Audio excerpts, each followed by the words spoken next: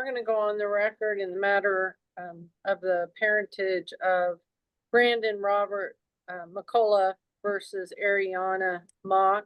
We are scheduled in this matter for final argument and a ruling on a custody trial that was held, I believe, June 16th and 17th. We were scheduled for Friday, late in the afternoon. We bumped it to today, and I appreciate everyone's cooperation in that regard. So, starting with you, Ms. Brammer, if you would like to give your closing arguments to the court.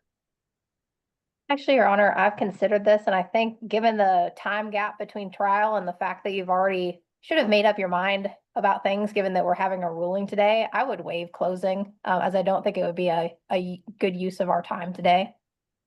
Okay, Mr. Miller. Your Honor, I think that's probably an accurate assessment. I know the court heard the testimony. Okay, I understand. Well, this is just always difficult for courts. I mean, obviously arguments are not evidence. Just highlights testimony and some of those types of things, but certainly the court can and often does rule without an opening or a closing for that matter. All right, so comes now the court after hearing evidence, reviewing the file and evidence, and my notes, finds as follows. That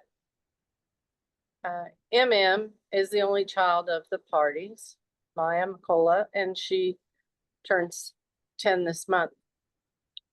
The parties were never formally married. This is a paternity action. I believe paternity was found on or about August 5th of 25. When the parties separated, their living together was fairly short-lived. But when they separated, Mom had primary residential custody. At some point, Mom met her fiance and moved to Kansas City and ended up in Kansas City, Missouri, or Lee Summit, Missouri to date. And she moved with the child. Mom does not particularly like living in Eureka, Greenwood County, Kansas, although she still, I believe, owns a home there. Dad lives in Eureka, Kansas, Greenwood County, with his fiance, Ms. Shira Torres, and her 2 children. If I make any mistakes, you can point them out or bear with me. I don't think anything's probably critical if I'm off by number of kids or something like that. But at any rate, there are stepchildren in father's home. They are currently pregnant with a little boy due in, I think, August or September. Father's house does have enough room for MM.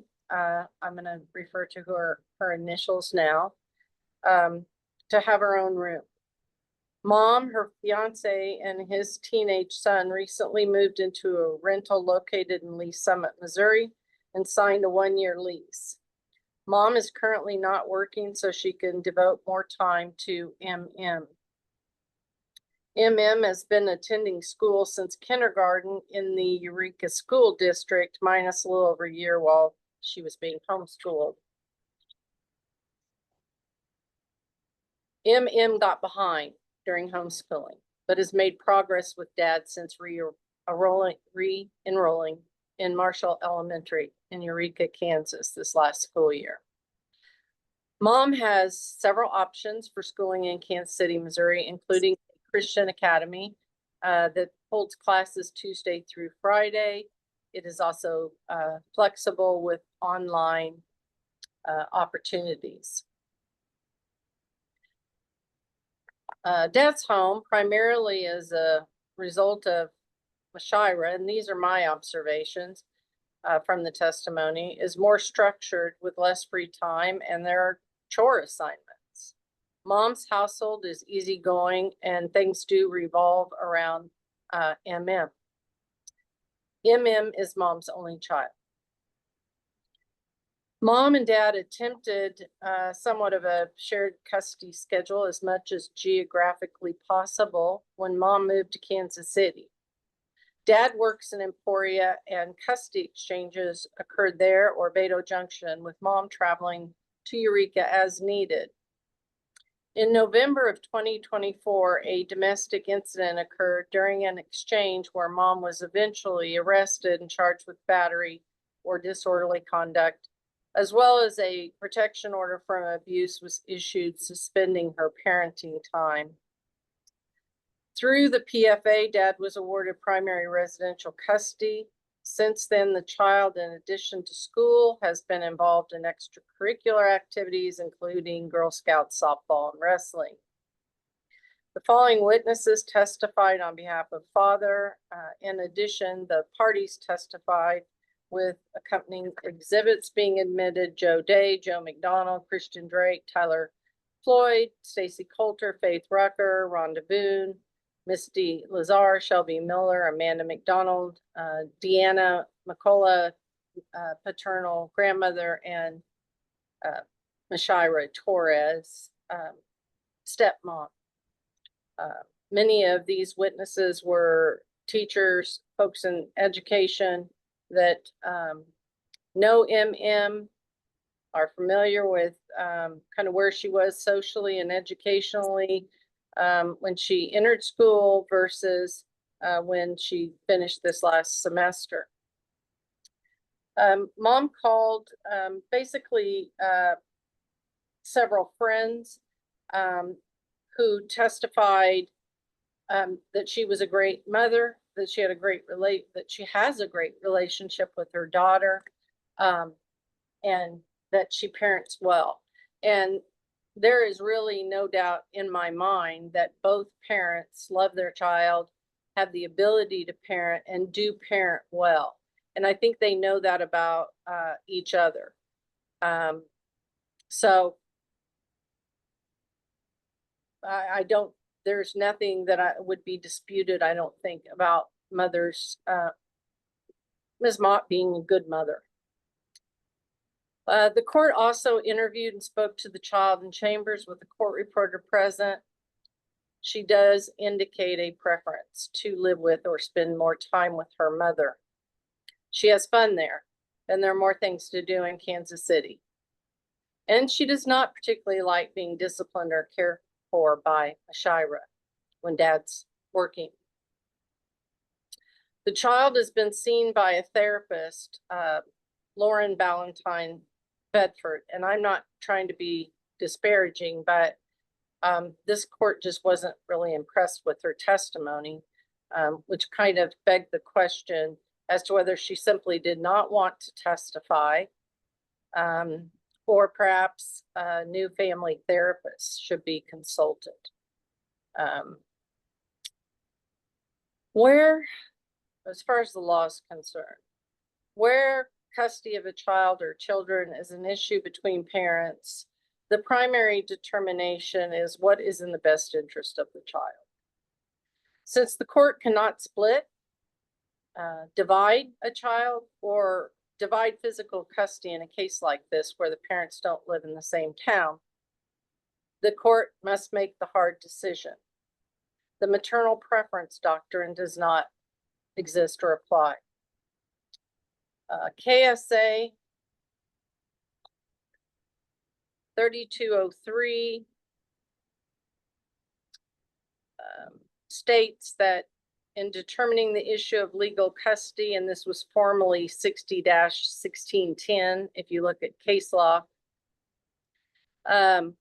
residency and parenting time of the child, the court shall consider all relevant factors, including but not limited to, and there is about 18 or thereabouts listed factors that haven't changed much at all over the years that I'm aware of, even since I was in law school.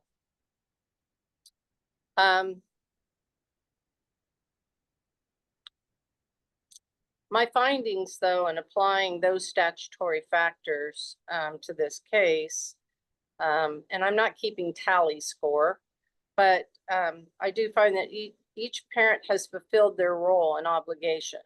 Both parents have been involved and maintained their role with the child before and after separation. However, father has had the child primarily since November of 24, exercising primary involvement with the child, which does bode in father's favor. I am not ruling on whether that should have happened or not. The fact of the matter is it did. But I'm not taking a position on that particular event, frankly, and I discounted it really as part of the case. It's part of the factors that weighed heavily in my mind. The desires of the child. I indicated she expresses a preference to go where there's more things to do and fun. She also expressed she wanted to spend more time with mom, and I think part of that is she doesn't want to feel guilty or dad to be upset if when she has a lot of free time that it's spent with her mother. And he works and then he does the hard stuff, but she doesn't want to be torn, and she wants to spend as much time as possible with her mother. However, she is old enough, she's articulate. I did take into consideration her desires, but not as an overriding factor overall in this case. Because I believe that although, of course, the child prefers time with mother over stepmother, you know, all kids, I think, would rather be with each one of their parents as opposed to any third party, unless there's something wrong with one parent or both parents.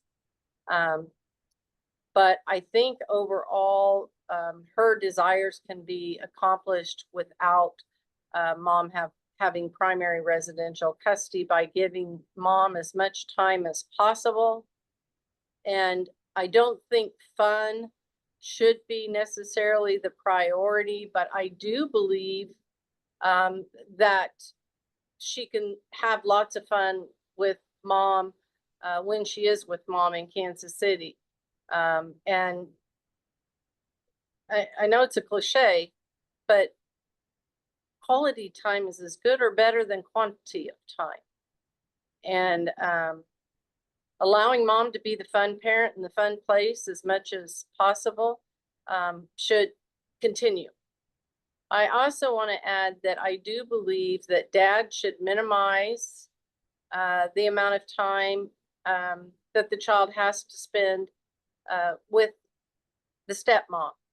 And they're with the new baby, they're going to have less time. But I do want dad to understand that he should be the primary psychological support for the child and the primary parent figure.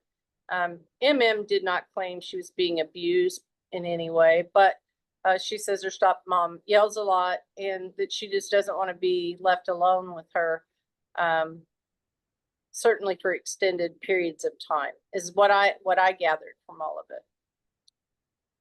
And I think that as long as dad, stepmom, and MM are in counseling to communicate and express their feelings, with dad limiting time with stepmom, that overall father can provide greater long-term stability. But as I stated, he must become the psychological parent when he has her. Both parents desire primary custody, but I think overall the stability favors father.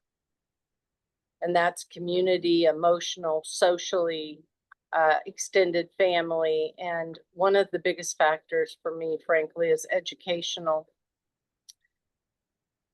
MM has strong emotional, physical, and educational needs of MM. She has strong support in Eureka, paternal grandparents, aunt, uncle, step siblings, cousins, and a new infant sibling on the way. Dad's home is suitable for all the children, although MM would rather not share her important items with her siblings. And however you work out the phone, Dad, I'm not going to allow you to cut off communication that she has through the cell phone mom's provided, or take away any of the things that she can take back and forth to both households and feel connected to her parents and feel some kind of autonomy. She has her own bedroom in Dad's home. And Dad has provided counseling, teachers, and others in place to support the child physically and emotionally and educationally.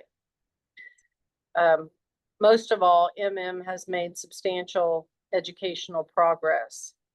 She's also quite active in Eureka and Father's home and healthy, which does bode in Father's favor. The child has pretty easily adjusted since returning to Eureka, Kansas full time. So I think that favors Father. The willingness of each parent to respect the bonds. Mother has gone to great lengths to make sure Father has had regular visitation with the child since she moved to Kansas City. And there's no evidence of parental alienation. I frankly, certainly in the last 6 months or so, Dad's commitment to the same has not been as obvious. There's been a little backlash in this case with Father making sure every available break and extra weekends should go to Mom, as this court has emphasized in this matter. Mamas needed very specific orders to enforce visitation, and that bodes in Mother's favor. Evidence of domestic abuse. I'm not finding any domestic violence or domestic abuse. I did review the video. I think people should stay put in their car. I certainly don't think people should lean into the car, wave their arms, but I don't think people should get out of the car and push and shove. I think this was more of a disorderly conduct fighting situation as opposed to it being portrayed as an attack by Mother. But I'm not here to comment or rule on that incident. Mom has been penalized enough.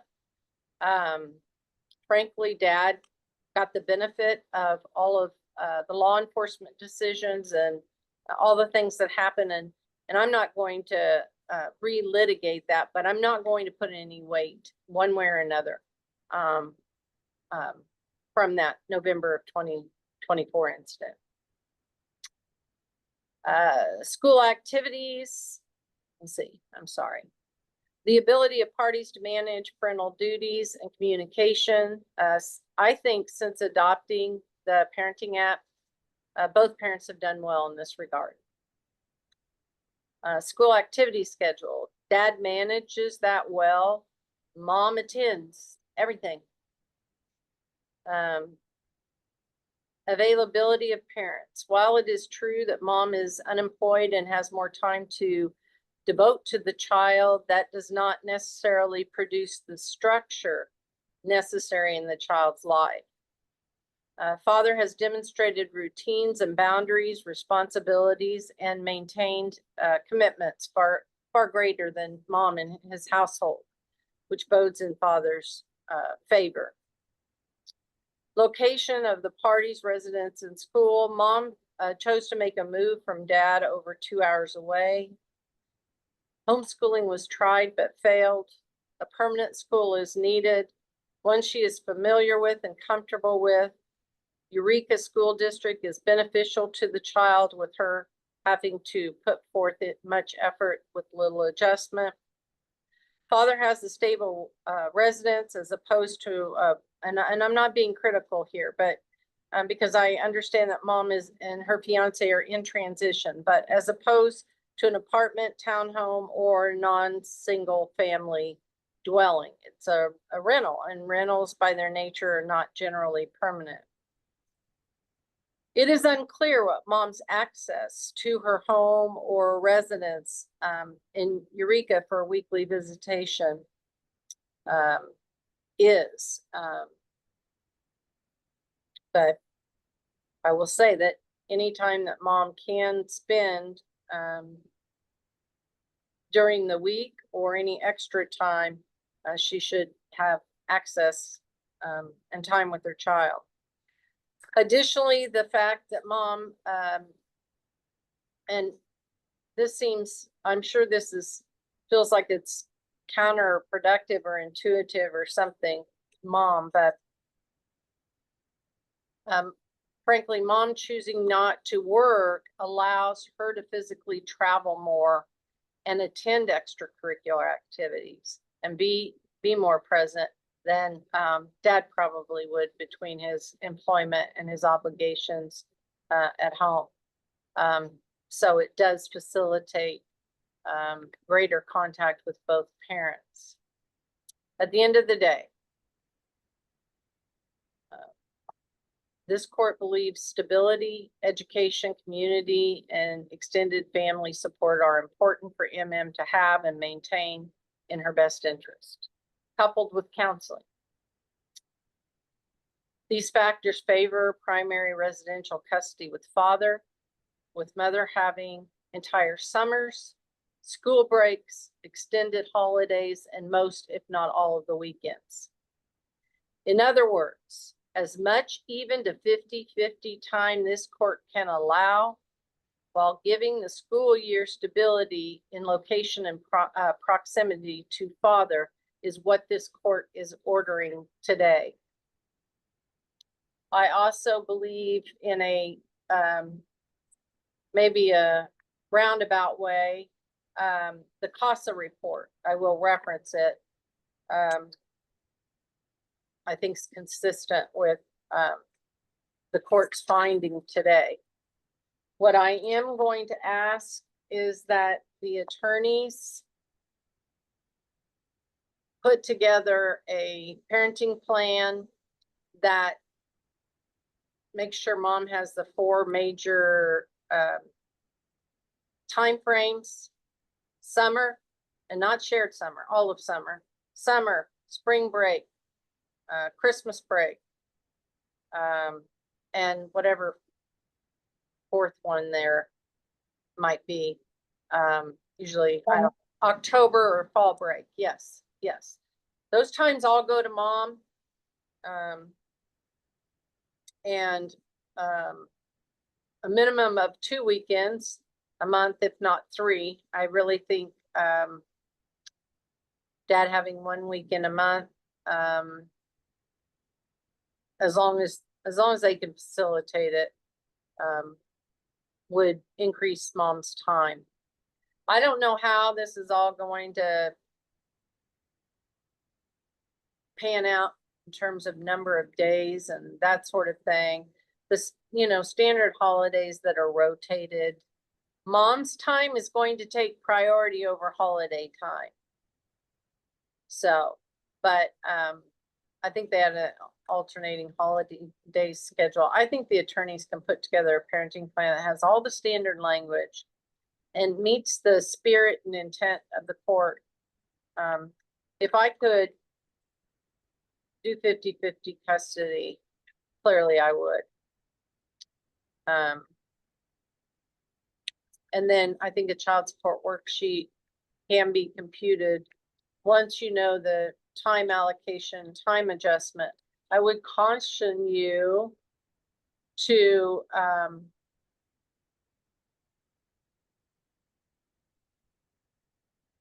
make considerations for the money that mother is spending and traveling, and has consistently spent in traveling, and make sure that there's probably some adjustment for her with regard to her travel as far as child support is concerned. Last but not least, I'm going to ask that both parents complete an online course, putting kids first. I think if you Google Topeka and parenting coordination or something, I think the putting kids first will come up. And that's what I want you to do. Now, I say this every time, but I don't want to encourage child custody litigation ever. It's not beneficial for children. But I do think it's important that however a custody case turns out, that parents continue to be on their best behavior, because custody can always be modified or changed. So if one parent sort of receives what they desired, and then they don't promote the relationship as much as possible with the other parent, understanding that the other parent would be more than glad to have your time, then those things can be considered in the future by the court. It is very important that the parents support, they are respectful to one another, they're not disparaging, and that they make these transitions as easy as possible for a daughter who everybody wants the best for. So, all right, you have 30 days to appeal. And certainly you can appeal my ruling if you wish, and consult with your attorney. I would ask Ms. Brammer to journalize, and I would ask Mr. Miller to do the child support worksheet. Anything further? Judge, a couple of quick questions on the child support. Which parent do you want to claim the dependent exemption? And how do you want me to handle my clients not having an income? Yeah.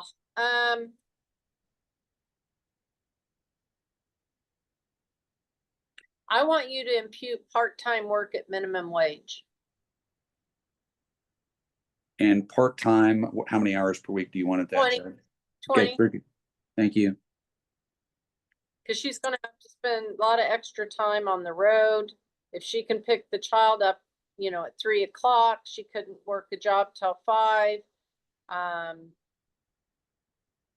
So I'm not going to do a full 40 hours, and I'm not going to do it at $20 an hour. Although it was made to appear that mom couldn't keep a job. I don't think that's true at all. I think mom could get a job whenever she wants to, and I think that she's very intelligent, and she could probably make a higher income than minimum wage, but I'm not going to impute anymore. I'm not going to add insult to injury at this point. And mom has had her rental and whatever else that she does for quite a while. This is not something she just did to avoid child support. So, all right, that answered that. Dependent exemption.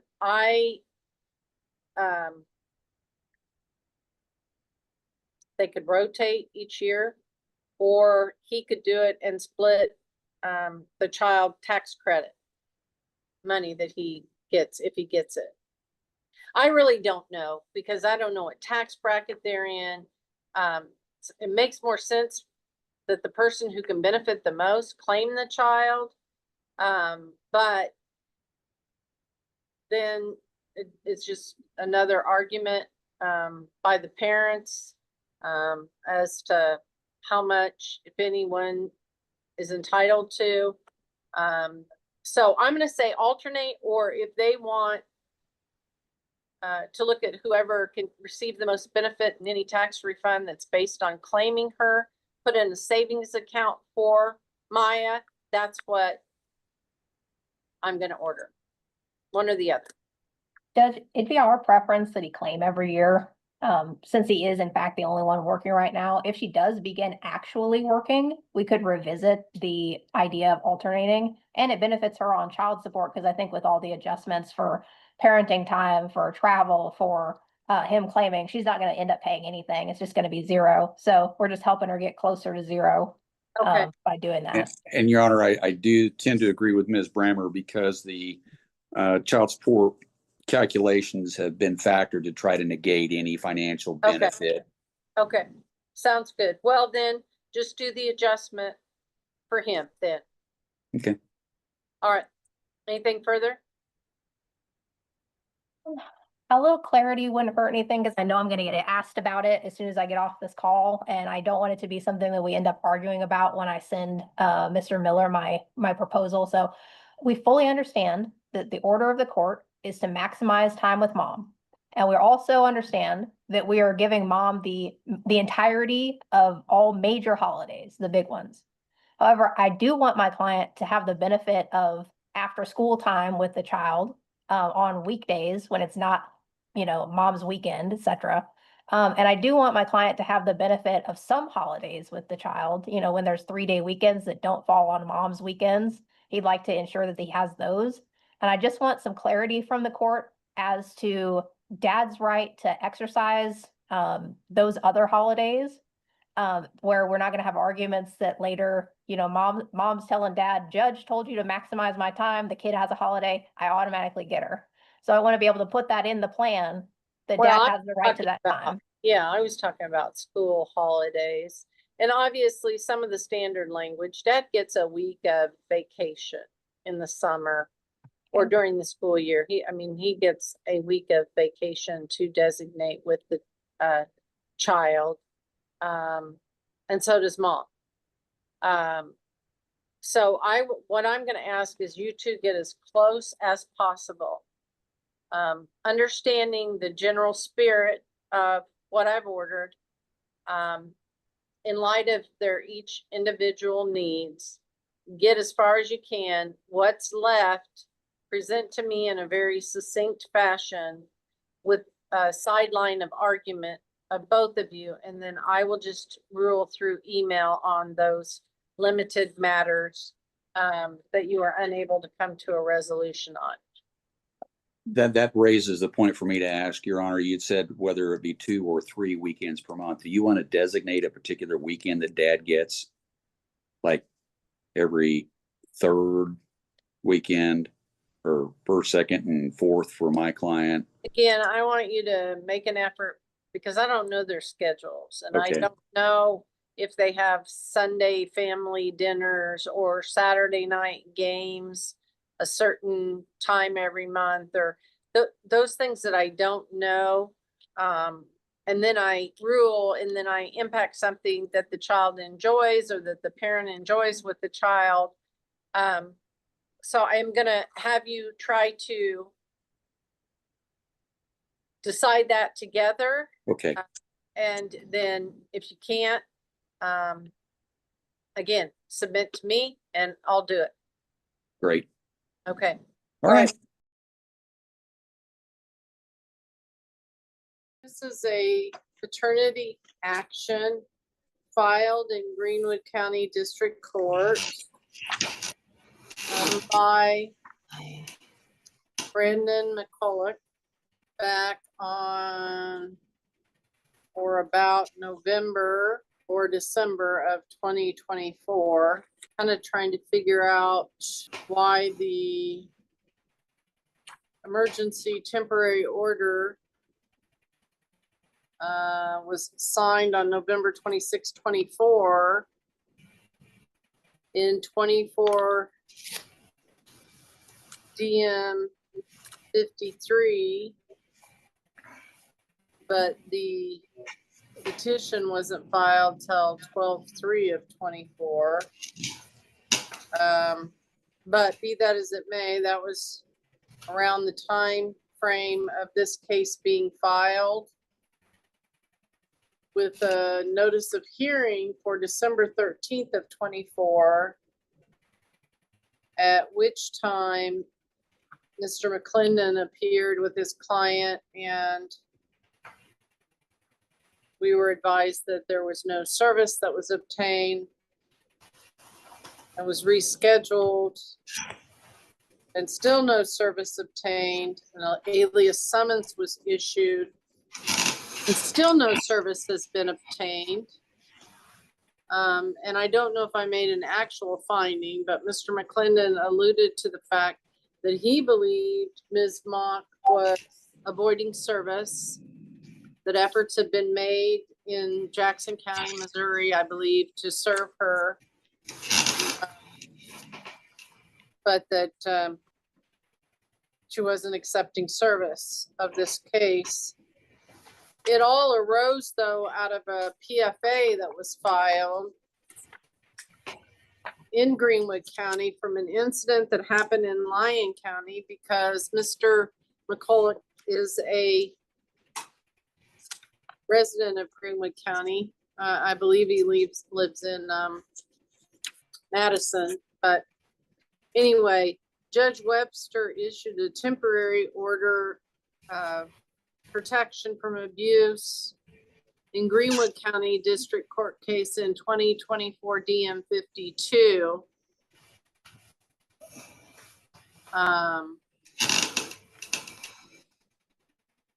Which is probably what prompted emergency ex parte order to be filed based on that action, but that action did not include the child initially. The child was referenced. The child was present during the incident in Lyon County during an exchange, but it does not look like Judge Webster included the child in that order. Subsequently,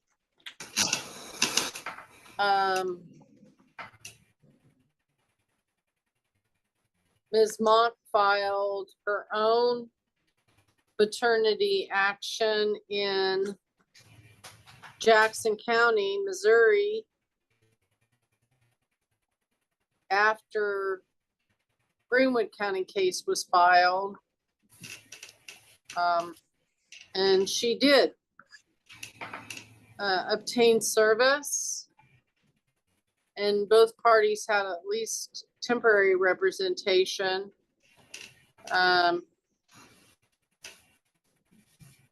In that case, and I believe an order of stay was issued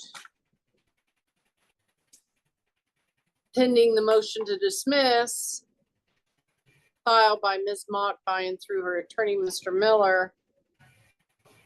I guess not filed by her. She's still not accepted jurisdiction of this court, but filed through counsel. A motion to dismiss, it was stayed. I did confer with Judge Jessica Agnelli after we got a copy of her order where she continued a hearing and stayed the proceedings. And it's my understanding during our UCC JEA conference that her analysis anyway with regard to staying the proceeding is she believes under UCC JEA, the jurisdiction lies with the jurisdiction in which the action was first commenced. So she did not make a finding, unlike a petition or temporary order in a divorce case, that first served takes priority, but rather if jurisdiction could be had in either or both jurisdiction, that commencement is controlled. Now, you all can correct me if I'm wrong, but my take on this case, and I noted that in my order, my emergency protection order, which my view is that under a PFA, the court can always take temporary jurisdiction of children, but it's temporary, and should defer to any domestic filings involving custody unless there's direct abuse of the child that warrants a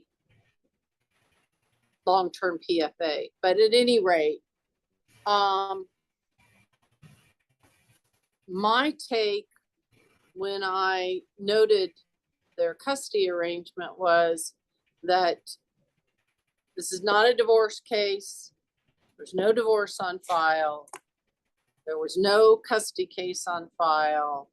This child was 8 years old. So these parties had been sharing this child. Dad was acknowledged as the father. He has the last name, and I believe he was on the birth certificate. So he's presumptively the father of this child. And although they hadn't been awarded joint custody by any court or shared custody or a parenting plan on file, that essentially they were engaging in the sharing of this child. Even when she moved to another state, they shared custody of this child. Maybe not shared custody in the custodial sense of a shared residential plan, but just shared custody of the child. So,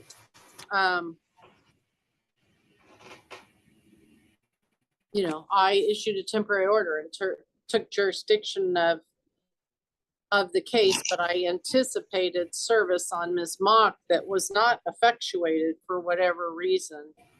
And so we're here on a motion to dismiss, and I believe a stay on the Jackson County case. But you all can correct me as we go through. That's just sort of my general summary of what I understand the current status of the case to be.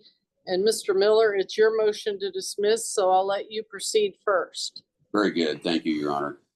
I know that there's been a flurry of filings this morning. Has the court had an opportunity to review those? I think I reviewed at about 11:45 or something, the answer to the there was a response.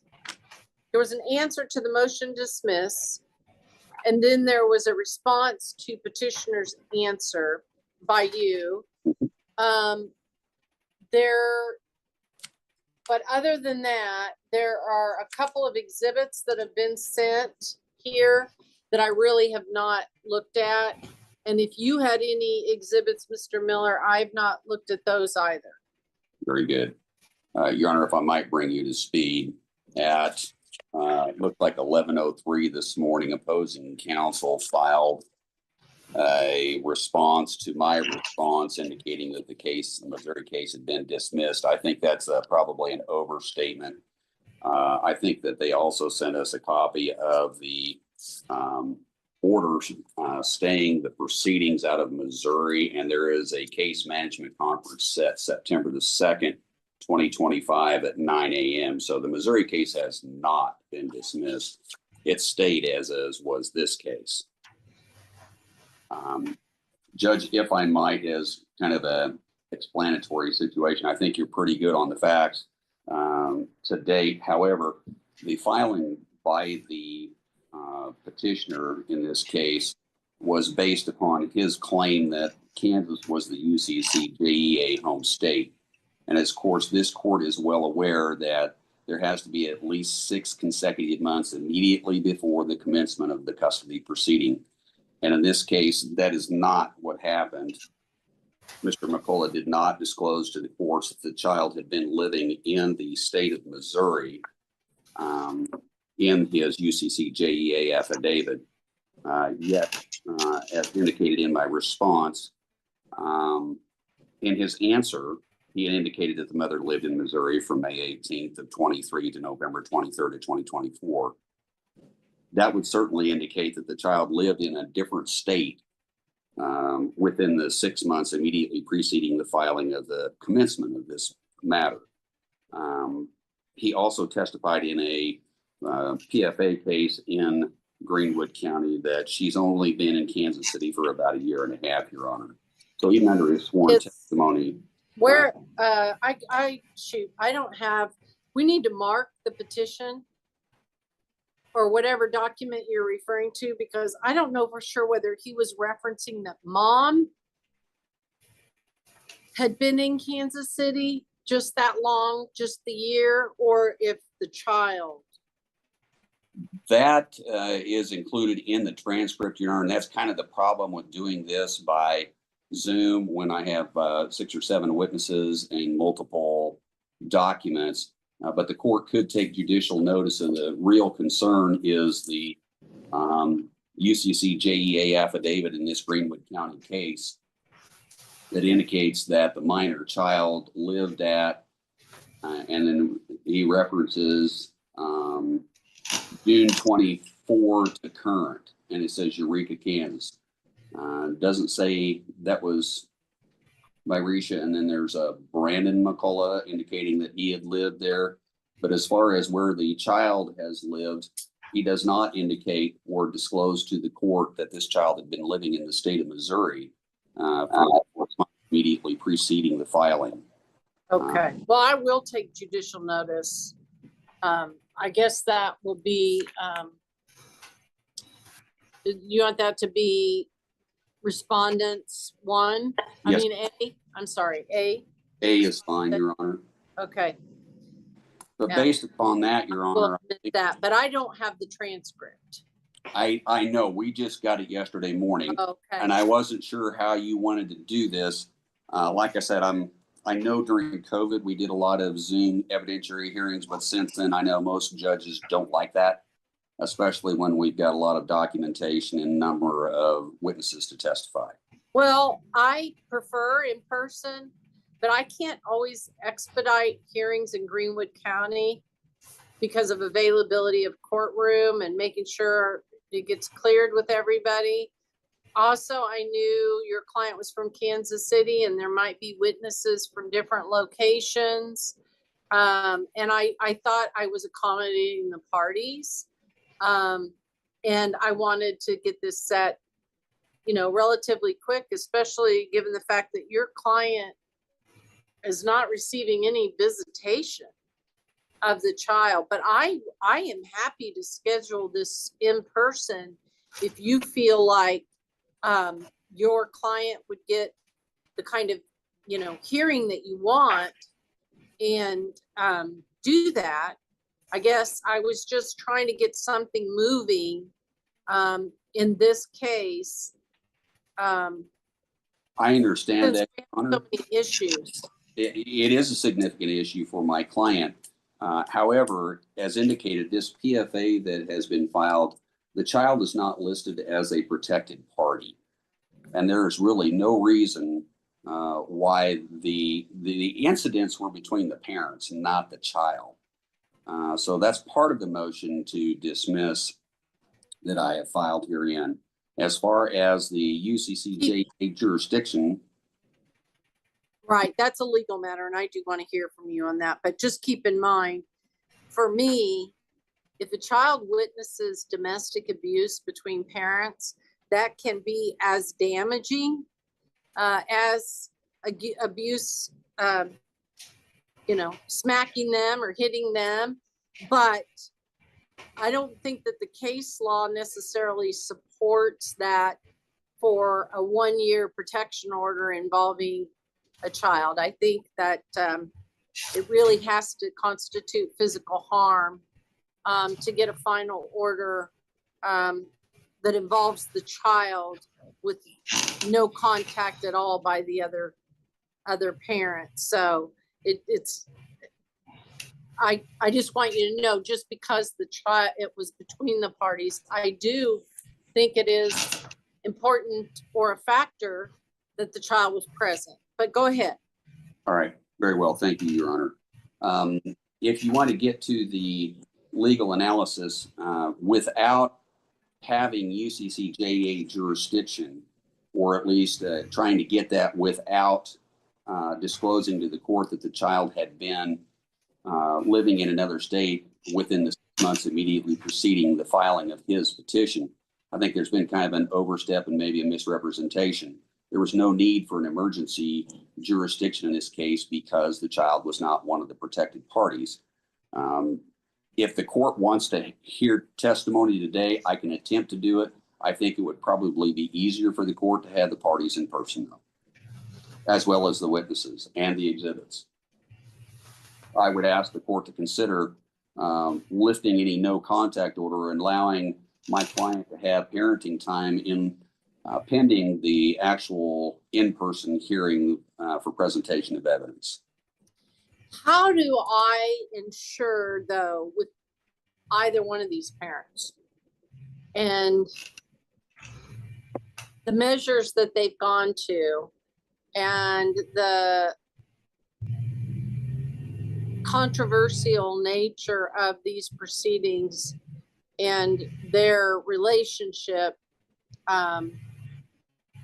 which is high conflict, how do I ensure that either one of them aren't going to run off with the child and not return jurisdiction to whatever court makes orders believing that it has proper jurisdiction until or unless appealed to a higher court? Okay, Your Honor, my response to that would be KSA 23-3203, that obviously withholding a child from another parent is a consideration of the court. I have also, as a practical matter, told my client that in the event that you were granted visitation and that you did not comply with the court orders, that pretty much ends the argument. And I'm sure that the court would take compliance with the existing court orders into effect. I'm quite frankly a little stunned that with the misrepresentation of the court that he had UCCJE jurisdiction without disclosing what the facts were, that there may be, as well as some of the wording in the pleadings, that there might be an overstep, try to gain an advantage. Okay. How about this question? If you are asking for a dismissal based on law, UCCJEA, and the argument that this court does not have jurisdiction, not home state jurisdiction or even UCCJEA jurisdiction in this matter, then how do I have, she's not accepted jurisdiction of this court. How do I make orders for parenting time without having jurisdiction of her in this case? I guess that's why you wear the robe, Your Honor. But if the court just wants to take the legal question, because if you don't have jurisdiction, then the matter should be dismissed. I think we've laid out in writing the answers to the legal inquiries. But as far as the parenting time, that's where most of the witnesses lie, as far as the validity of their presentation, because we do have an admission in the answer of where the child had, I mean, it's in the petitioner's own answer that the child had lived in Missouri. So he did not have 6 months of consecutive Kansas residency for the child before he filed this matter.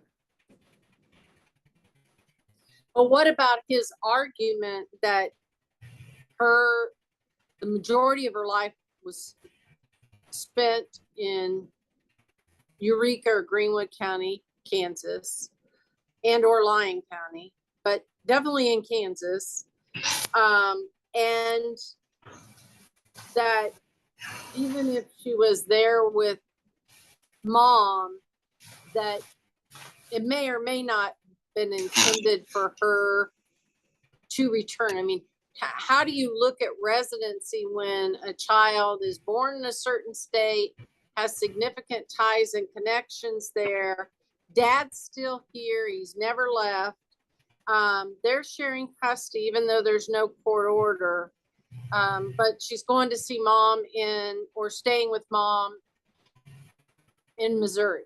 Well, Your Honor, the answer to that is that she wasn't just visiting mom. The fact is, and I think the statements that the petitioner has already stated, is that the child moved with mom to Missouri and had been there for 1.5 years. I believe the visitation was where the father was getting the child on the weekends.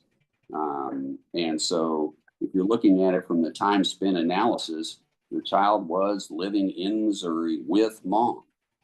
So I think that with the most recent period of time, the most time with the child being with mom in Missouri, that's where the more relevant witnesses and evidence is going to be, not what was going on a year and a half, 2 years ago at this point in time, but what had happened up to the date that this hearing had, when this incident occurred.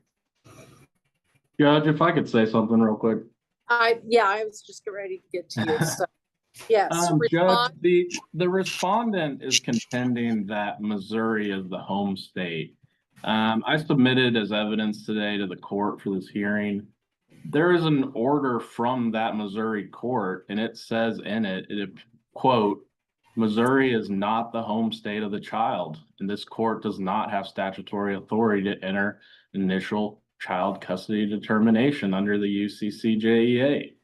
So Missouri has already claimed they're not the home state. That leaves Kansas as the remaining court of jurisdiction. Your Honor, the rest of that order staying proceedings says, though, however, pursuant to Missouri law, this court shall stay further action until the court in Kansas makes a determination on whether it will accept home state jurisdiction. In the event Kansas does not accept home state jurisdiction, this court will accept jurisdiction if otherwise appropriate to UCCJEA, and it set the matter for a case management conference in September. And I would like to address the emergency temporary jurisdiction issue. Okay. All right. Go ahead. Judge, the respondent was arrested on the date in question. Once she's arrested, that child was abandoned by her, and the father had to step in and take custody. That is a grounds for that emergency jurisdiction. And as soon as that happens, this court has the jurisdiction of this case. Your Honor, in response, I would suggest to the court that she was not permitted to have any contact with the petitioner in this case as a result of the PFA that he immediately filed. So she was not able to make contact with him to try to gain the child back. And in contacting Missouri Council, she was able to finally get the paternity matter on file. Well, I am finding that this court had emergency temporary jurisdiction. The child was physically present in this state when this incident occurred. And if one parent becomes unavailable for whatever reason and lives in another state, whether it's a car accident or whatever, they get arrested or whatever the case may be, and the other parent needs a lawful court order or wants one of custody, I think that, mind you, there's substantial ties and connection to these communities and to the state. But setting that aside, I believe that there was emergency jurisdiction. But we are past that now. We're trying to make a determination about final jurisdiction or exclusive jurisdiction. What court has that? I think that they can move to dismiss our temporary jurisdiction because it's their belief that Missouri has proper jurisdiction and will exercise jurisdiction if this court dismisses its action. Or I think this court can find that it has controlling jurisdiction and that I think the other state will defer jurisdiction to this court based on the commencement of the proceeding in Greenwood County that predates the Jackson County, Missouri case. Let me look here. Part of the problem here these days I'm finding, and there's no real solution to it, is these laws were created during times where things were more traditional. And where folks were married got divorced, moved to another state. People are much more mobile and they're acting without any court orders into teenage years of a child's life. And it's hard to determine what's actually been de facto and what, where the jurisdiction lies sometimes. Your Honor, may I say something quickly? Yes. I think when you talk about commencement of an action, you don't just have the filing, but you also have service as a component of the commencement of an action. When you're looking at jurisdiction on statute of limitations and things like that, if you don't get service on them, your time can run. And I think that's the same analysis this court should make, is that although the filing occurred, they didn't get service on my client until well after he'd been served. In fact, in looking at things, it appears that the summons was not issued until after he got served. All right, well, hang on a minute. Okay. I didn't say that was my necessarily finding and interpretation. I said that it was my understanding that when the Jackson County Judge Agnelli, made her determination, she made it based on her belief that UCCJEA, when it talked about commencement, she believed that to be equivalent to filing an action. And his paternity action to seek custody orders was filed first. So,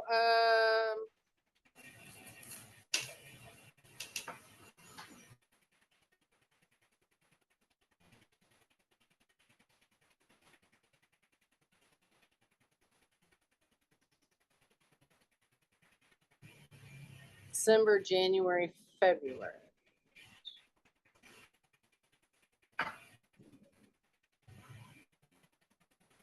Your Honor, if I might, the bulk of the testimony and evidence regarding the child's environment, observers, et cetera, would be in Missouri, not in Kansas.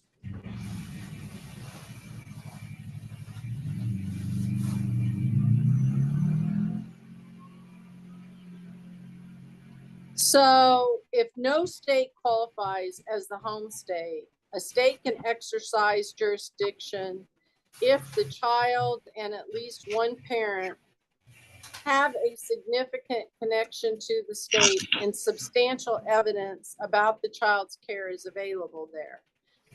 That applies here, but what constitutes a finding that there is essentially no home state? And that was my question to you. Can this court find, because there was no lawful custody order in existence, and these parties just had sort of an informal arrangement, and they each got parenting time, because I think before that year, she lived here, she lived there, she went to school here, then she went with mom, that they shared their arrangements with the child, that there really wasn't a permanent intended home state of the child. Can this, because if this court finds that there's no state qualifies as the home state per se, that Kansas has jurisdiction because dad has remained here. And this is where the child was born and has substantial ties and connections. Even your client has substantial ties and connections to Greenwood County.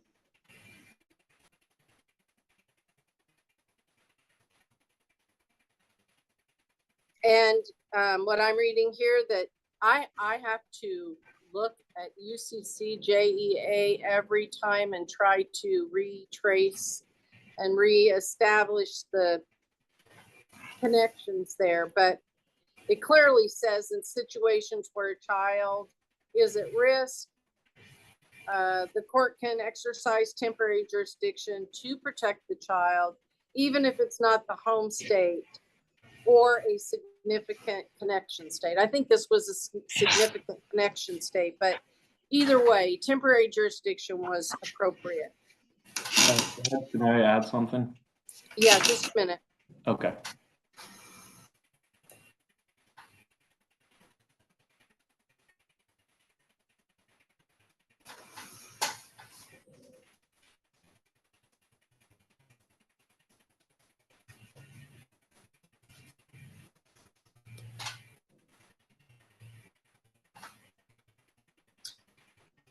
All right. Yes, response. Judge, I think under 204B, that temporary emergency jurisdiction can become the final determination, and it can become the home state of the child, if no other state has any prior child custody determinations. And so I think, or proceedings. So I think that's what we have in this case.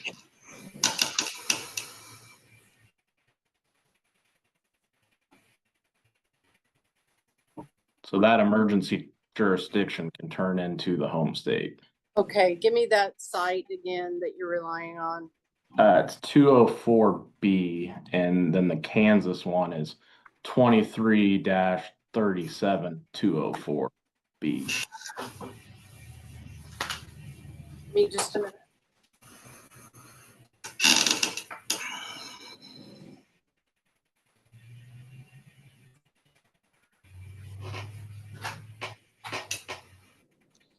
That would kind of make sense to me in situations where parents just engage in parenting and custody back and forth with no real orders, no real child support, nothing.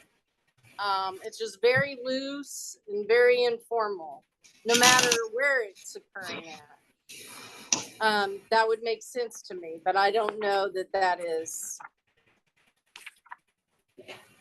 I don't know that's how it reads. Just because I think something makes sense to me doesn't mean that's legally correct.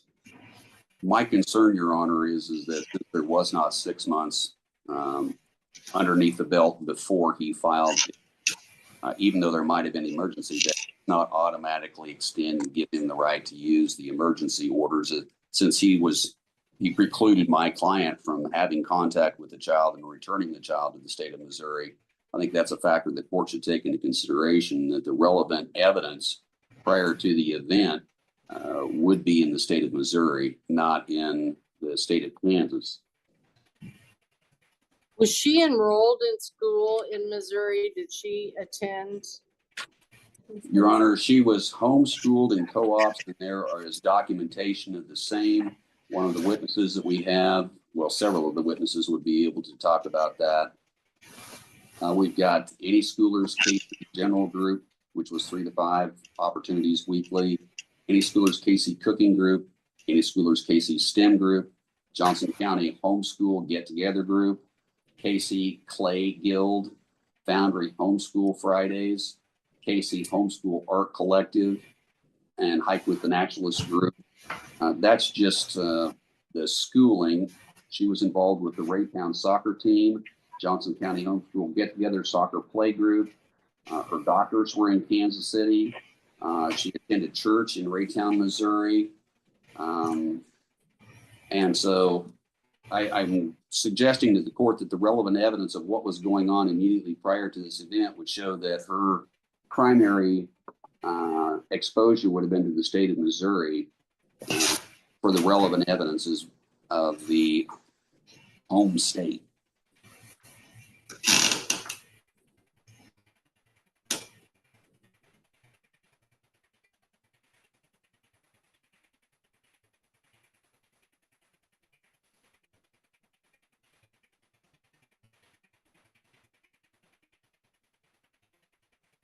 Well, we need to look at AW, which is a 2021 case, because what this says, and I believe that that's what's occurred here, emergency jurisdiction under the UCC JEA indicates that any temporary emergency orders issued become final in the absence of any orders from a home state court suggesting that temporary emergency jurisdiction can ripen into home state jurisdiction once the home state declines jurisdiction.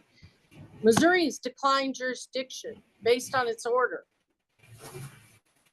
So whether you like the way it was worded or not, they've stayed the proceedings because nobody wants to risk the fact that this child just falls into a crack. But I believe the nature of the order, and based on my conference with that judge, is that she's deferring jurisdiction to Kansas. So we need to look at AW. So we're going to be in recess for 10 minutes.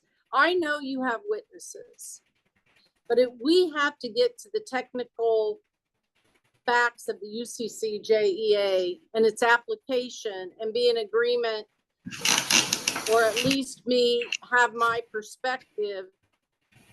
Otherwise, we don't need a lot of this other evidence.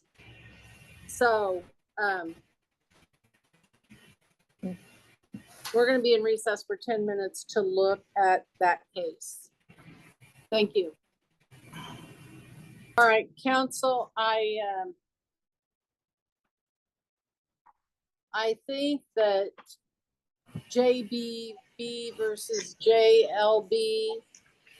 Oh, that's not the one that it was. That was In Re AW. In Re AW. Volume 60. 60 Can-App, second 296. 493 P3D 298 starts to give us direction, I guess, as to the rules of UCCJEA, but it certainly is not a case on point because the father was deceased and it was not litigation between two parents. It involved DCF, social workers, government agencies, and child in need of care proceedings, potentially. So I don't, it doesn't unilaterally answer all of my questions. I think what we need to do is I need to have each one of you present any testimony that you think's significant for you to make findings of fact and conclusions of law to submit to the court. And I'm going to have to issue a written opinion on the jurisdictional issue. We really don't get to parenting issues or further custodial issues until there's a final determination that can be appealable by one party or the other as to UCCJEA jurisdiction. You know, if you look at it from a perspective of the UCCJEA really was intended to have uniform rules and also to avoid disputes between states. I mean, clearly, the judge in Missouri has deferred jurisdiction if this court accepts jurisdiction to us. But I'm still seeing in here that for an initial order to be made, it has to be home state. And I'm not 100% convinced that this emergency order ripens in to jurisdiction because the child was not intentionally abandoned, nor was there a threat of harm to the child or abuse by mom at that moment. So I'm not sure that we've got the application of these things. And I could not make a determination or necessarily assert anything to Judge Agnelli because I hadn't heard any evidence other than the filings, you know, in the court file. So let's get some evidence laid out that you need to do your proposed findings of fact and conclusions of law. And I'm gonna have to make a written ruling from that, and I hope to do that within 14 days. Okay? All right, I'll go ahead and start with you, Mr. Miller. What I definitely think each party needs to testify as to how much they had the child, etc. And let me say this. I did note by reading that case that case stated that we don't look at the child's residence like we do a legal resident in terms of their intention to return. Their subjective intent is not what they mean by residence for purposes of home state. So where I made that comment, previously, do we look at that? What was the real intentions here? I don't think that I would apply that rule that it's not where the child's physically present at, but where the child may be intended to return. I don't think I can do that same kind of analysis. So I just want to let you know that I have corrected my thoughts in that regard based on looking at that case. All right, Mr. Miller. We've got an hour here, so each of you gets 30 minutes and make the best use of it you can. You're muted, Mr. Miller.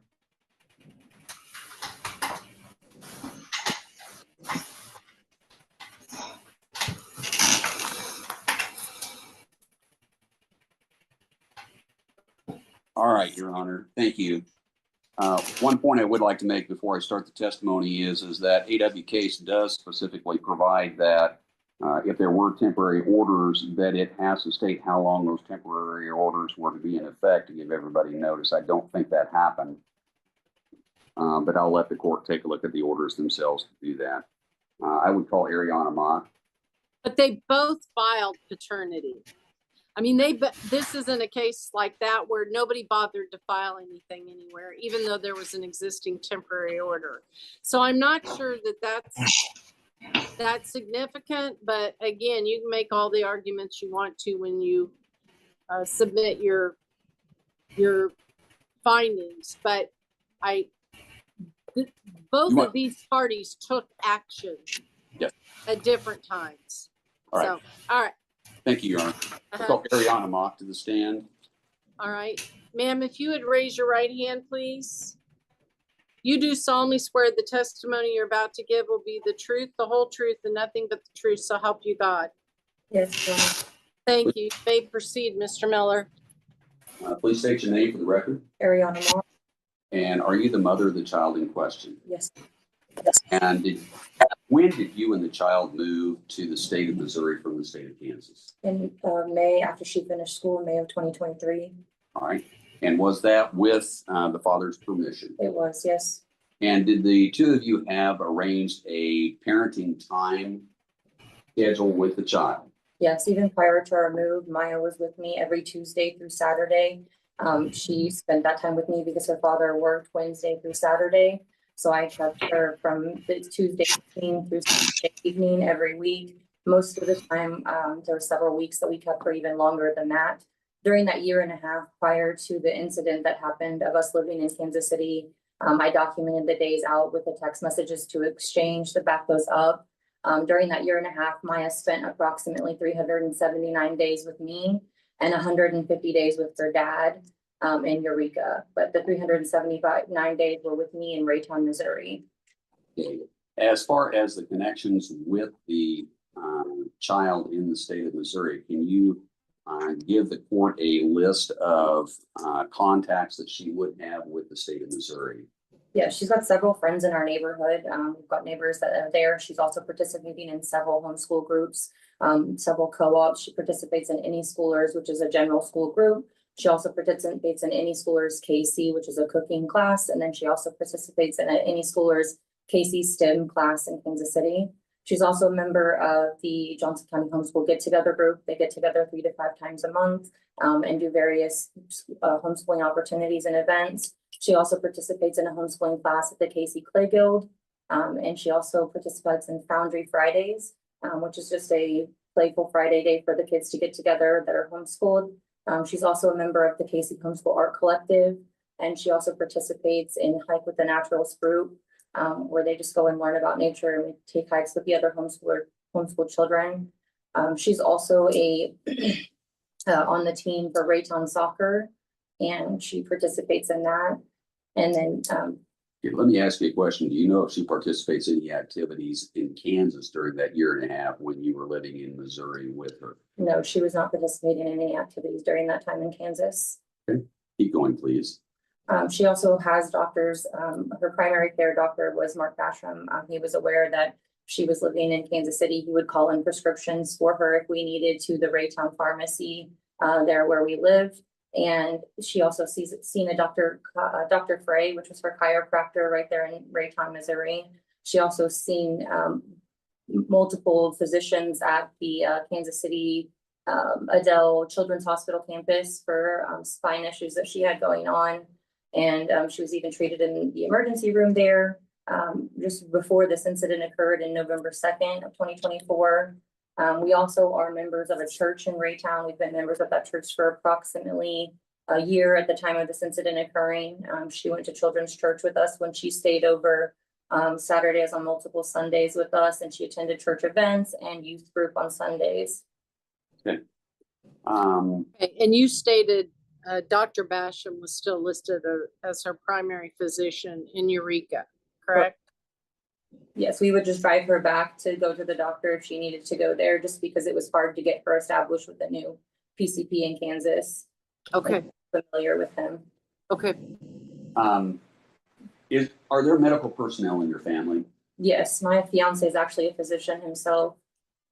And was there a discussion with Dr. Basham and your fiance about the propriety and what would be best for your daughter if the primary care remained here in Kansas? Yes, it was just, they would confer with each other if need be, since he lives with us in the residence, and they communicated with each other about things that were going on with Maya. Okay.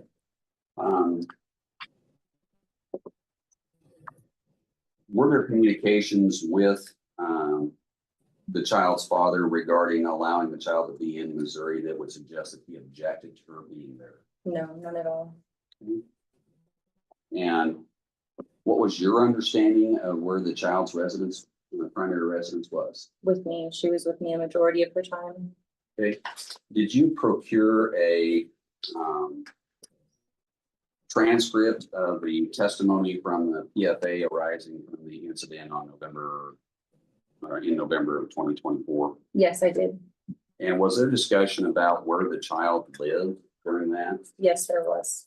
I'm going to direct you to, I guess it would be the very bottom of page 17 and the top of page 18 regarding that series of questions. Okay. Who was testifying at that time? Myself and Brandon McCullough. Okay. And so was there a discussion about how long your child had been in the Kansas City area? Yes, we were discussing, at that point, Marion Shirley was representing me. She had misspoke and stated that Maya had lived there for approximately 2 years, and to which Brandon responded, stating that she had only lived in Missouri for about 1.5 years, Your Honor. Did you believe that to be an admission that the father believed the child to be a resident of the state of Missouri during that time? Yes. Do you believe that the bulk of the evidence regarding the child's development at this point in time would be in Missouri, where she had spent the bulk of the last year and that, well, it'd be about 2 years now? In Missouri? Yes. Yes, I do, because she developed into many groups and activities and friends that we've created a school environment and a home environment there with lots of people surrounding her life. Okay. Have you attempted to gain any parenting time with your child since you were served with these protective orders? No, out of fear that it would cause further issues with the court. Okay. And That being said, you did file particular pleadings within the state of Missouri, is that correct? I did, yes. With the timeframes involved, what was the reason for the delay from November to when you did file? Because I was aware, I was told, under rumor that Brandon had filed something, but I had never been served with anything. And so waiting to see my child, I really needed to get something going so that I could see her. And so I was waiting for him to get that served to me so I could object the Kansas filing, which that didn't happen. So my Missouri lawyer suggested we go ahead and file since I had not been served. Okay. And do you know if the Missouri process was served on the child's father before his Kansas service was obtained upon you? Yes, I believe it was. He was served on May 1st. And I believe I was served approximately 2 weeks later. Okay. How many witnesses do you think there are that would be relevant for the court's consideration of your child's presence in the state of Missouri during that basically 18 months time period before this incident? Actively today, I have at least 5 people willing to testify over Zoom. There's multiple others. I would say probably 10 to 15 in total I could gather. But actively today, there'd be 5 willing to come forward right now. Okay. The series of events that occurred on that November date in 2024, what was the purpose of the meeting between you and the petitioner? As regular, Brandon gets off work that Saturday at 6 p.m. And just like every other weekend, other than the time she stayed to go to church on Sunday, I would meet him. Since I lived in Raytown with Maya, I would drive down to his employer at Simmons Pet Food to exchange custody of Maya so that he may have her from Saturday until Tuesday when we exchanged custody again. Okay. And you were not convicted of any of the offenses alleged in the incident of November 2024, were you? No, I was not. Based upon the activity documentation that you have, do you believe that the substantial portion of the evidence relevant to home state is going to be in the state of Missouri? I do, yes. His action was filed apparently on, give me just a moment here, Your Honor. His action was filed on November 25th of 2024, is that correct? Yes, it is.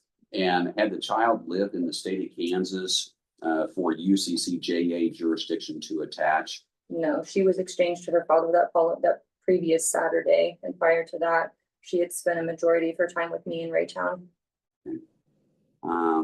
Are his allegations that the child lived in Eureka, Kansas only a correct representation of the facts? No, they're not.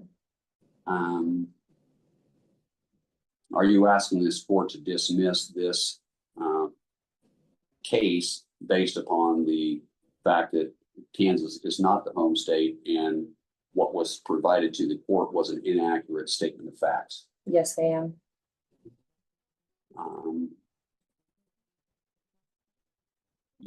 You understand what your obligations as far as a parent would be to allow ongoing parenting time with him in the event that the court retained jurisdiction for allowing him to see the child? Yeah, I understand that it's very important for my daughter to have both her parents in her life. I've always enforced that issue, and that's why we've never gone to court prior to that, because I didn't need someone to tell me that. So I've always made sure that he's been a part of her life. And I plan to continue to do that.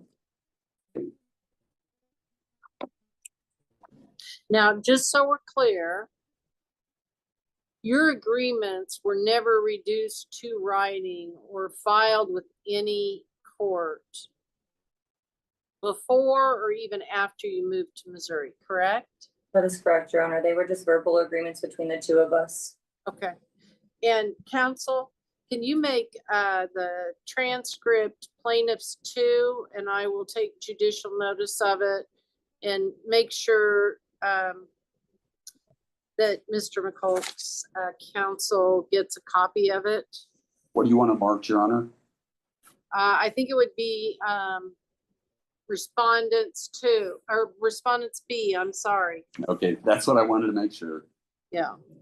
Um, And that would be the PFA transcript with Judge Webster. that is, You refer to as statements made about all right. custodial or residency implications. Would it be a benefit for the court to have the color-coded schedule of the dates that the child was with my client and the dates that the child was with the petitioner? Well, I mean, you have to offer that as an exhibit. If you want That's to what I'm doing at this point in time. I'm making that offer based upon the testimony of my client. As C, Yes, Your Honor. any objection, not necessarily, well, to the admissibility, but it's just the whatever weight. It's just her testimony at this point. No, Your Honor. All right, C will be admitted. And I think we've already presented to the court in the various attachments with our original objection, a series of Missouri pleadings. We're asking the court to take judicial notice of those as well. I don't know if I can take judicial notice of Jackson County, Missouri pleadings or not. How about if I offer them? I don't know if the court wants me to get blue back versions or not, but Yeah, they might need to be authenticated. And I would just do the whole file if I were you. yes. Okay, I would offer that, Your Honor, as a Respondent's Exhibit D. yes. Okay, I'm going to conditionally admit D if they provide authenticated copies.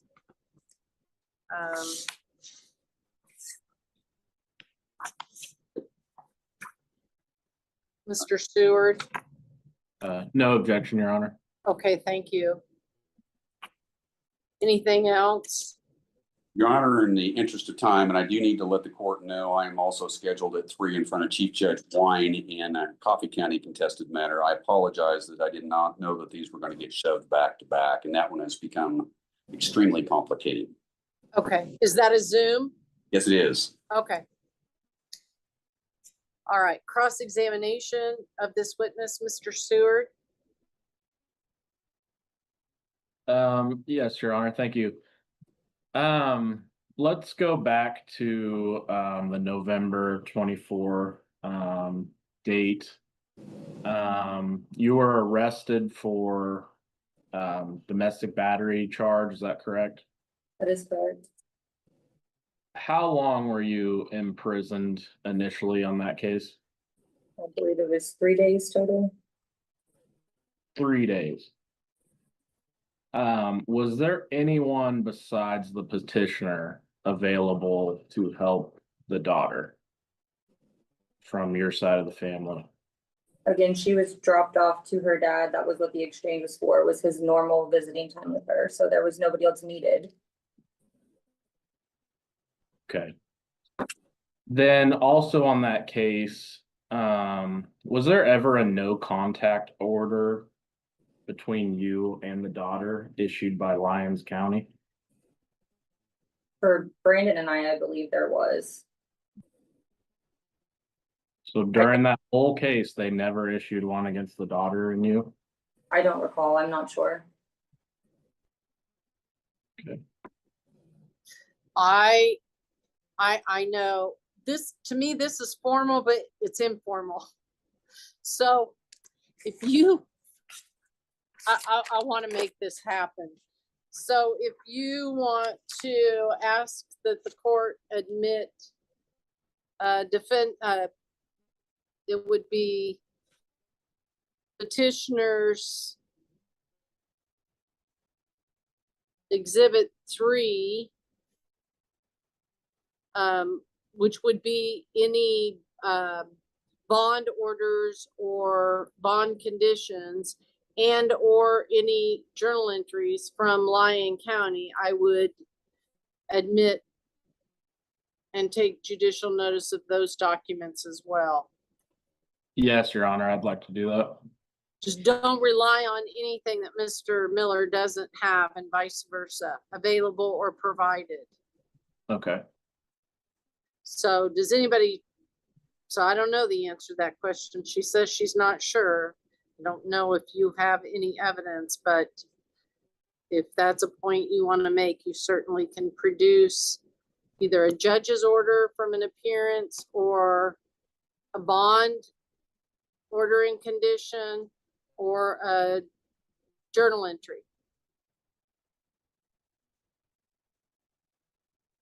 I'm not gonna produce anything, Your Honor. I will reserve that for my client's testimony. Okay. Go ahead. How many exchanges would you say you did, during that year when you lived in Missouri? We exchanged approximately twice a week, every Wednesday or every Tuesday and Saturday. Can you give me a total number for that? I have to count. I've got about 65 pages of documents to show our exchanges. So if you'll give me a second, I'll gladly do that. It would really help me if we focused on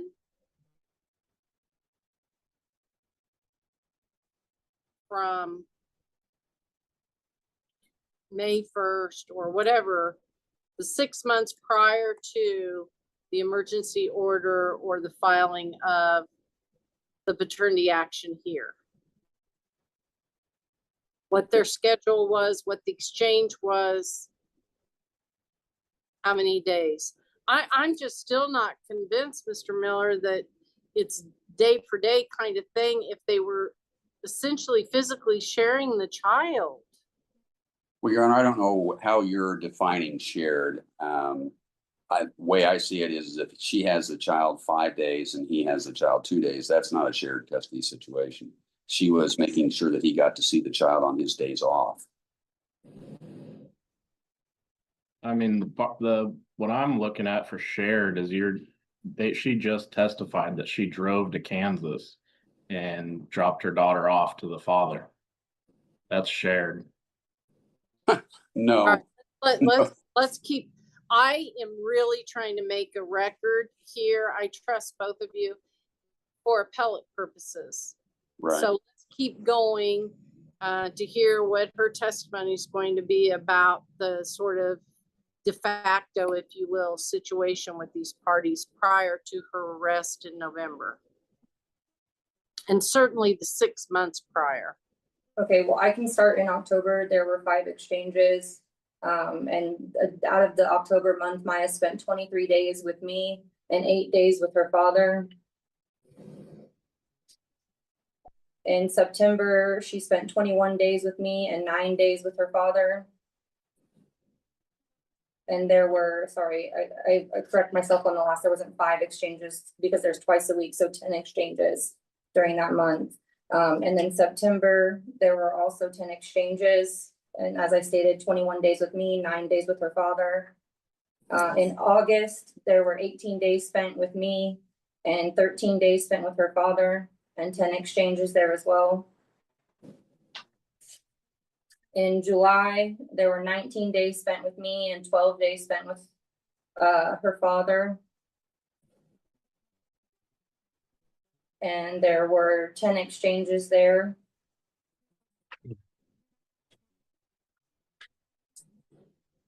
In June, that was a little bit different month. During the week of June 9th through the 15th, Maya actually did not spend any time with either one of us. She was out of state with her grandmother and her aunt in Arkansas, which she was actually abandoned there by her aunt, who took off with the vehicle and left them and my daughter to get back on their own. Brandon's now girlfriend had to drive down there and pick them up. I think we're kind of veering off. Out of that, I don't think I asked anything about Arkansas. Okay, sustained. Go ahead and stick with, you're doing a great job. Just stick with those months in your calculations. Okay, yes, I apologize. So she, like I said, that week she wasn't with either of us. There was no exchanges that first week. So the month of June, she spent 21 days with me and 4 days with her father. And then the rest of that time she was spent with her grandmother and aunt. So there were 7 exchanges that month. Okay. Where do the grandmother and aunt live?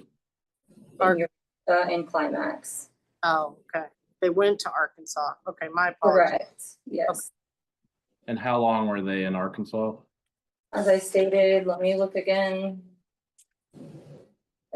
From Sunday, June 9th to Saturday, June 15th. Okay. In May, Maya had spent 24 days with me and 7 days with her father. And there were, looks like 7 exchanges for that. She spent a majority of that month with me going on vacation to Louisiana. Okay. So I guess tell me more about your guys' verbal arrangement. Because it sounds to me like that was shared custody, but what was your take on it?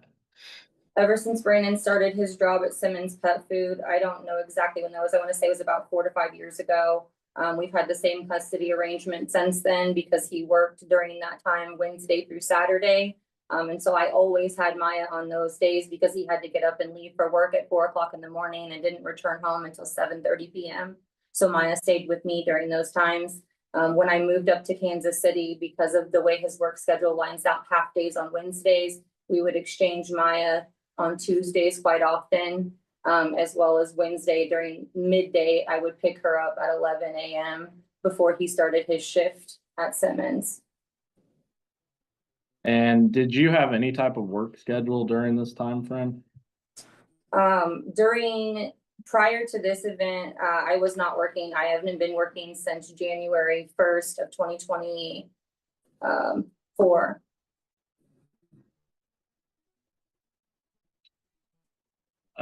I guess prior to the move to Missouri, you were living in Kansas, correct? Correct. How long did you live in Kansas? I grew up in Kansas. Okay. So how long have you lived in Kansas? I'm about to be 30 years old, so I would say 26 years or 27 years. You've lived in Kansas for 27 years, is that what you said? Correct. What prompted the move? I have been with my fiance now for going on 4 years. We were together at a little over 1.5 years at the time of my move and consent from Brandon. So we decided to let Maya finish the school year out there. She was being severely bullied in school. And so we both made the decision that even prior to deciding to move to Kansas City, we were going to homeschool her.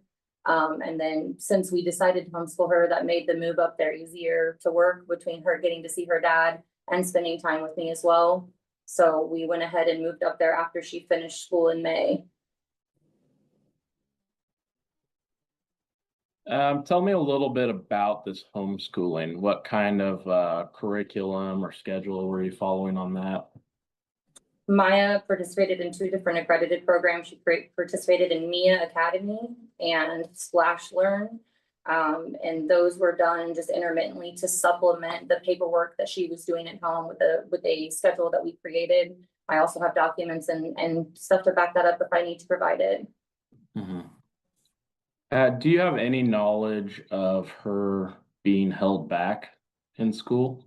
I do. I'm aware. I called the school. She was already behind before she left public school. They were going to have her in summer school. I have statements from the school on that as well. During her 1st grade year, she was going to be required to go to summer school prior to our move. And that was also a driving factor in why we started to homeschool her, because Maya was being held in special classes and needed more one-on-one time. So I'm aware she's been held behind, as she's still behind with school. She struggles to learn. And so you're testifying that she was never enrolled in a Missouri school, is that correct? She was homeschooled. Yeah. How long was she enrolled in a Kansas school? For 1.5 years before, or I guess 2 years. She went to kindergarten and 1st grade. You said 2 years? Kindergarten and 1st grade, yes. And then how long did you live in Missouri again? 1.5 years. Okay. I mean, I've lived for longer, obviously, but prior to this incident, 1.5 years. Okay. Tell me, what kind of health insurance your daughter has?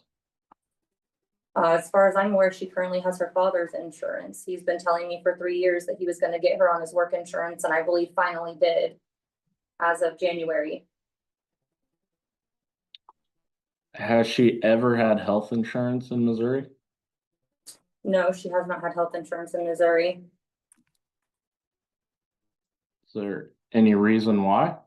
Because again, her father continuously told me he was going to add her to his work insurance. And so I was waiting for that to happen.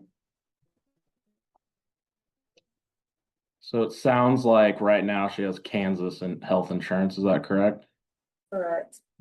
Has she had that most of her life, to your knowledge? Prior to that, and prior to COVID, I believe in 2020, prior to our move, 2022 was the last year that we had applied for Medicaid. She was on Medicaid under me because she primarily lived with me.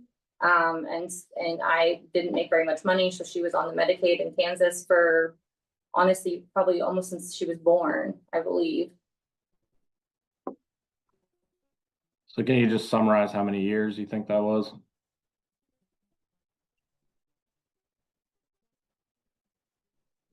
2016 to 2021 or 2022, I apologize. So 5 years, 6 years.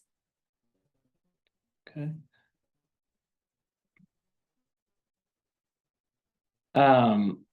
You said prior to you leaving for Missouri, you just said that you had the primary residential custody of the child. Is that correct?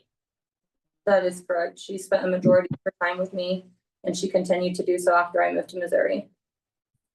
Now, again, was that because of the father's work schedule? Correct.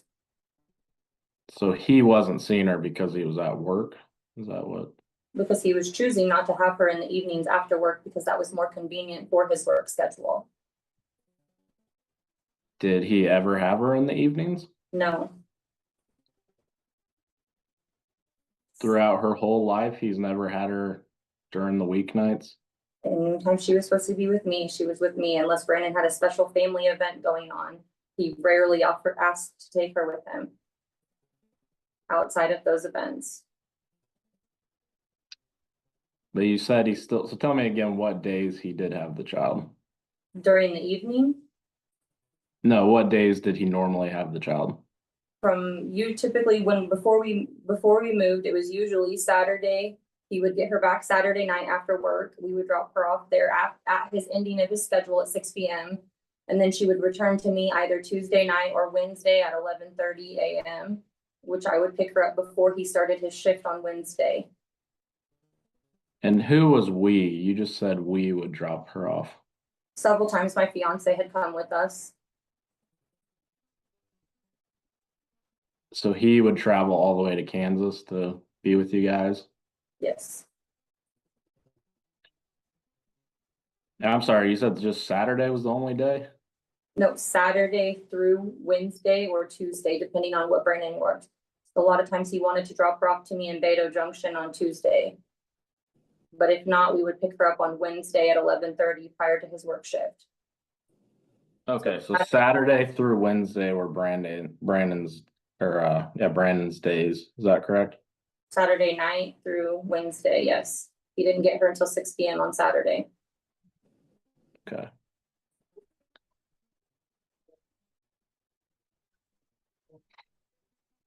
I mean, that still sounds like half the time to me.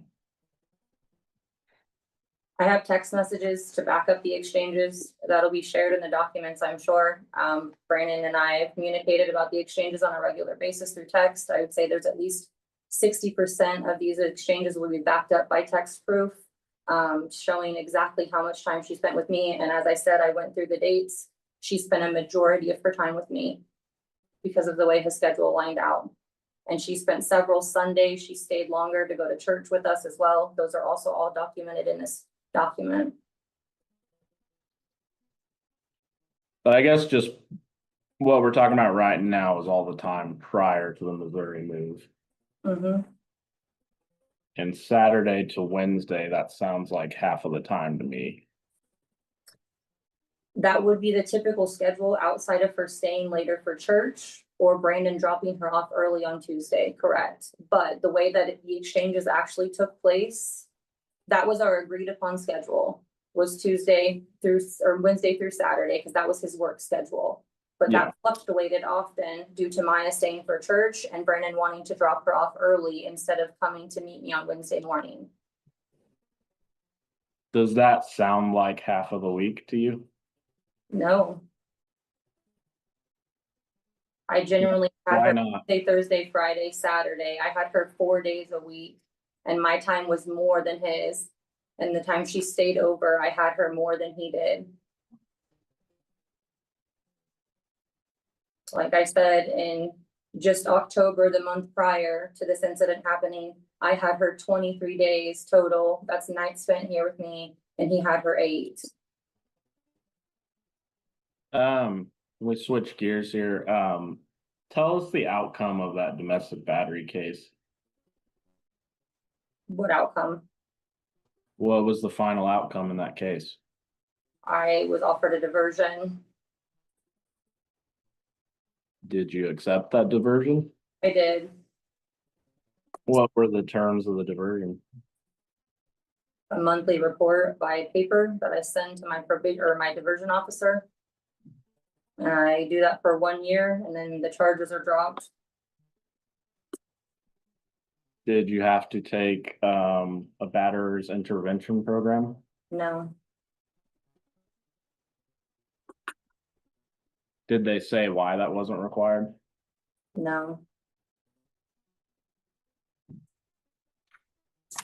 So have you currently completed that diversion? I'm actively on diversion right now. What's your pending completion date? March of this coming year. March 26th? Correct. Are there any terms in that diversion that say that you can't have contact with your daughter? There are not.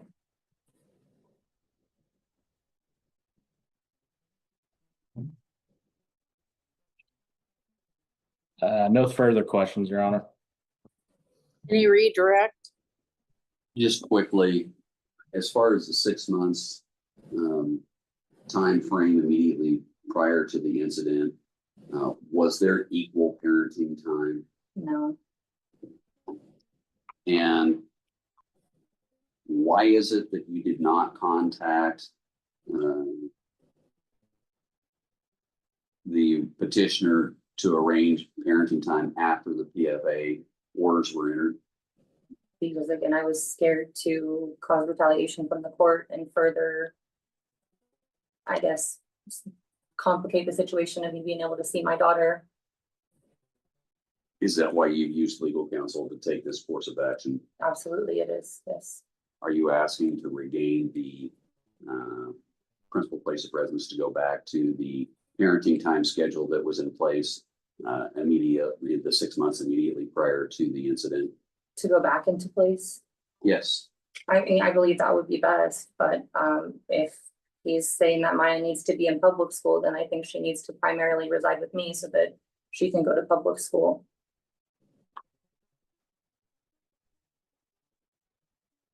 I have nothing further for the purposes of the limited arguments today, Your Honor. Well, I'm trying to understand.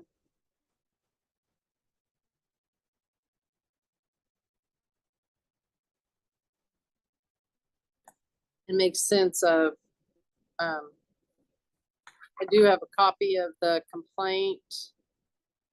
Lyon County 2024 CR 429 and the affidavit, which is just a report by him of the times that you threatened him and et cetera, et cetera. But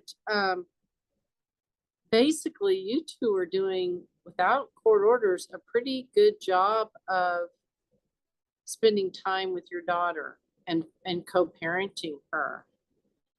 I'm trying to figure out how this all erupted into what it's turned into when you guys were all in all doing a pretty good job without any court intervention and sharing time and custody of her.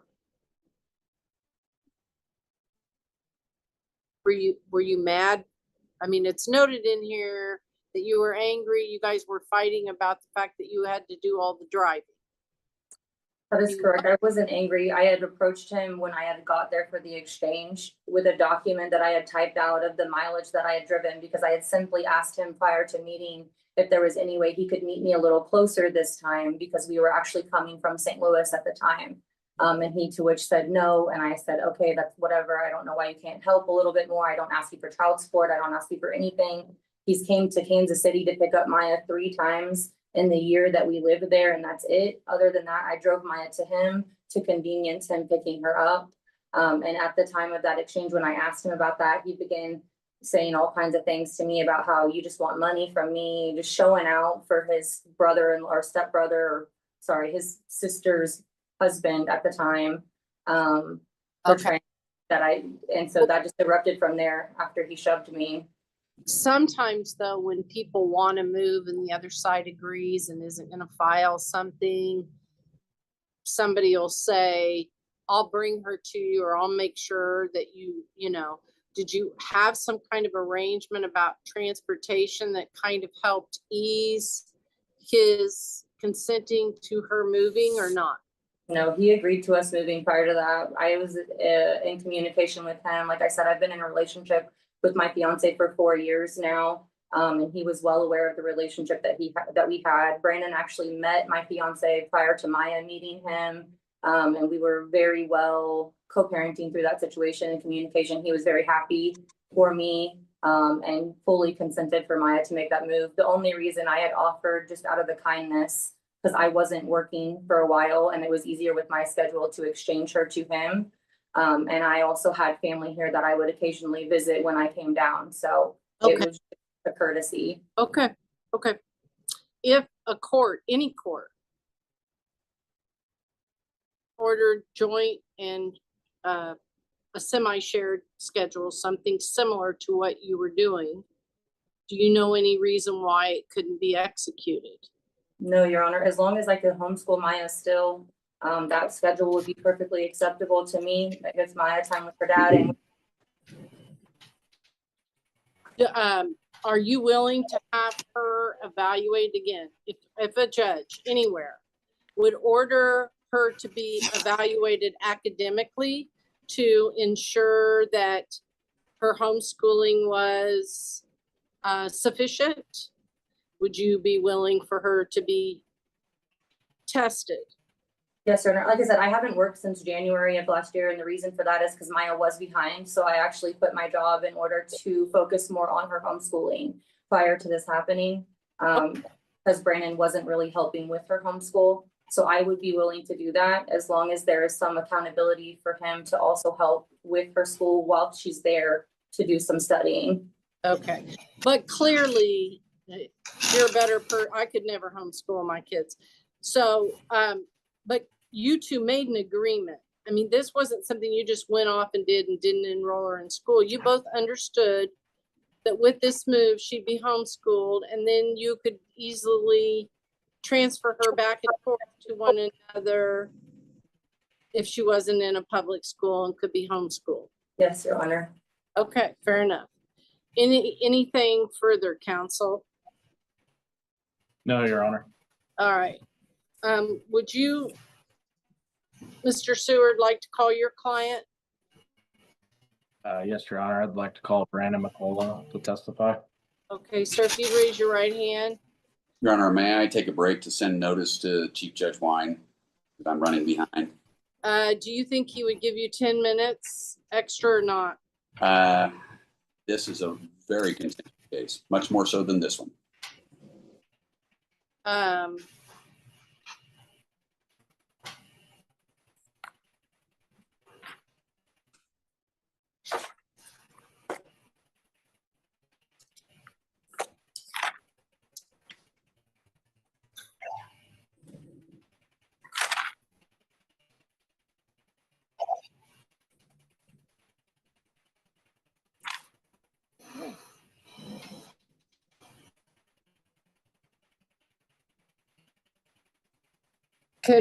how long is it gonna take till 5?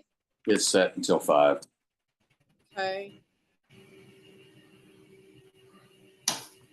Well, let's get, yeah, go ahead and let him know. I'm not gonna let him go past 10 or 15 minutes, but I want to hear a little bit from him. And then what we're gonna do in fairness to complete the hearing. Staff is notifying. Thank you. And I apologize, I've been asking questions to slow things down. Did we already swear Brandon in? Raise your right hand. You do solemnly swear the testimony you're about to give will be the truth, the whole truth, and nothing but the truth, so help you God. I do. Is there any way to shed a little bit more light on your face so I can? I can open a curtain. Yeah, do that, please. It might That make a glare. didn't do much. That made Okay, it worse. close it. Yeah, forget it. Go ahead. Go ahead. Mr. Seward, go ahead. Brandon, tell us a little bit about your understanding of this prior custody arrangement. I mean, more often than not, I had her, as she said, Saturday after work, to most of the time I had her Wednesday at 11. And I have people that can testify to that, the people that ride with me to work. How many people did you have available to testify? I have 2 that ride with me to work every day. Yeah. So they have a lot of personal knowledge of everything. Yes. So There you was kinda exceptions where, do what? Go ahead. There was exceptions where she asked to keep her for church and I agreed to it, or she would make vacation plans. And I mean, I couldn't really tell her no to that kind of stuff. So she was going to do it regardless. Just kind of tell the court what, prior to that arrangement, you guys all lived together, correct? At the very start of No, this.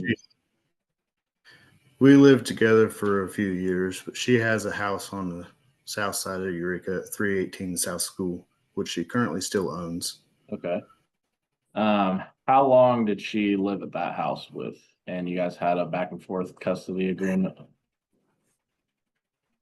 I want to say, I don't quote me on it because I don't know the exact dates, but I want to say 5 or 6 years. Okay. How long in total do you think she lived in Kansas?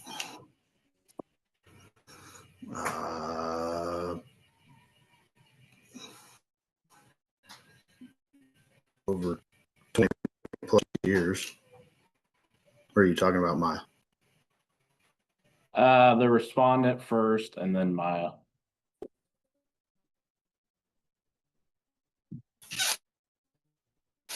Maya lived here until she was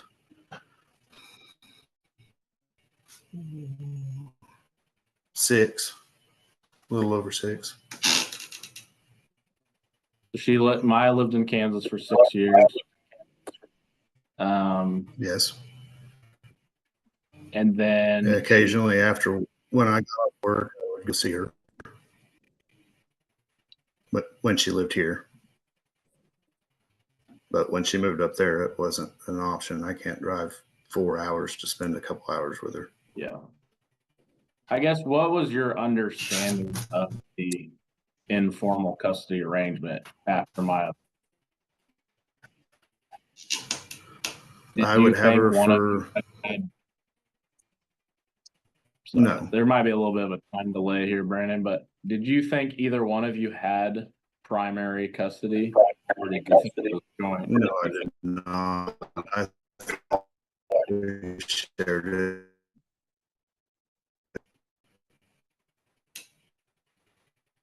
I think you cut out there a little bit. Can you repeat that answer? No, I did not. I was under the standing that we shared custody.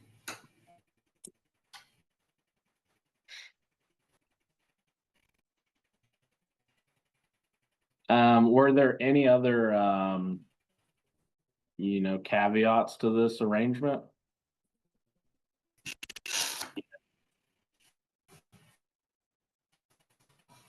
Not a lot of.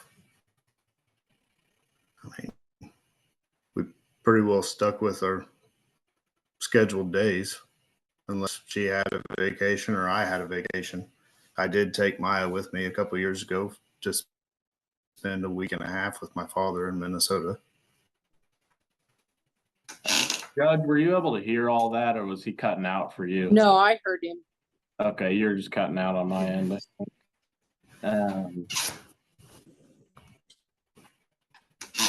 Brandon, tell us a little bit about the domestic battery incident last November. Tell us kind of what happened.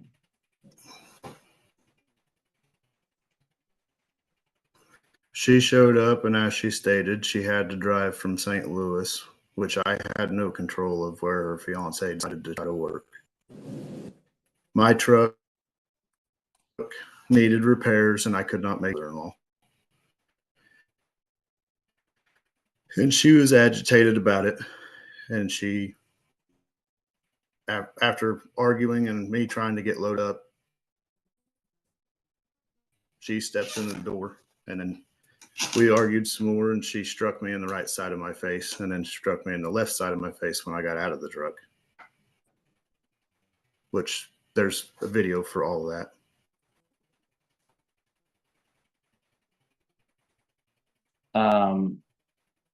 And then do you know who called the cops that day? She yelled at her fiance, EL, to call the cops. They called the cops after attacking you. Yes. Yes. And then tell us what happened next. She was arrested? Well, an hour and a half later, they arrested her after watching the video, yes. Okay. I had lacerations to my right ear, my nose.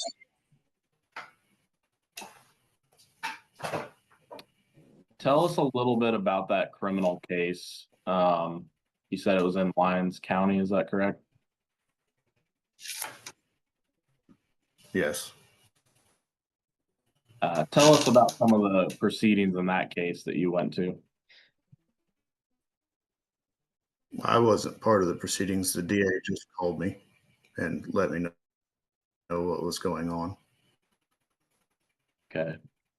Did the DA tell you that there was ever But no the DA did contact? inform me that she was to have no contact with Maya because she was a witness.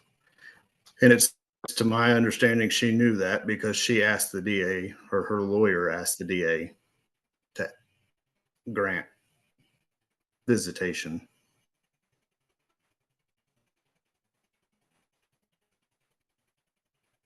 Judge, I'm having trouble hearing the answers, and they're very lagged and delayed, and so I'm not getting a full response on my end. I don't know if it's my computer or my internet. I don't either because I'm getting it. I'm getting his responses. So I think the recorder's probably getting it too, but. I was gonna say, I didn't catch hardly any of that last answer. Okay. All right, guys, what do you propose here? We haven't quite finished this up. Do you want to go with what you've got? Do you want to proffer any more things, Mr. Seward? Or do you want me to, I cannot fit you in the rest of this week. I can find a time for you next week. Judge, I mean, I think we have quite a bit of time. That Missouri court stayed their proceedings till September 2nd. So they're kind of on hold until we have a chance to finish all. That is true, but in the interim, there's nothing going on. But again, if I don't have jurisdiction, then I don't have the ability to really grant anything at this point anyway. And all that's existing is a temporary order, which was discussed, but with the December hearing, but I mean, Judge, I would still just, no time limit was given. So how about next week? Whatever I can do Monday. If I don't have a jury, I can do Tuesday. I can do Thursday, Monday, Tuesday, or Thursday. let me look, Your Honor. Judge, Monday I'm out Okay, in court. okay, Tuesday, I can do the afternoon. okay. Wednesday's wide open. Yeah, I don't have as much time Wednesday. It's my duty day and I have first appearances in another court case. Wednesday, I am in a settlement conference. What'd you say about Thursday? I said Monday, Tuesday, or Thursday. Thursday, I'm in a settlement conference in the morning, and then I have a hearing set from 2:30 to 3. I don't know how much time. Okay. I don't have anything on Thursday. What about Tuesday afternoon? He said he's free Tuesday afternoon. I have a 2:30 in Newton. Okay.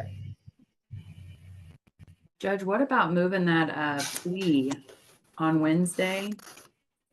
It's Joe Favre and Amber's case. I think it's actually Brett's case, if I remember right. You're set by Zoom because he's in custody. I know you have first appearances, but I could see about moving that plea if. Okay, Mr. on Stewart's On the 23rd, I am out for an appointment at 3:30 Mhm. or 4.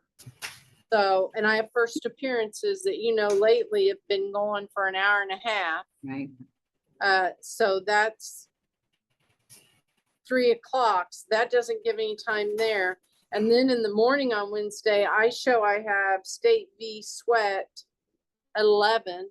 And you're saying I have, That one I was saying, if it was available in the morning for either one of them to potentially move that plea, because he's in custody and he was set last week. They just need to iron out some stuff on the plea. okay, is that all I have that you show on the 23rd in the morning? Yes, yes, that's it.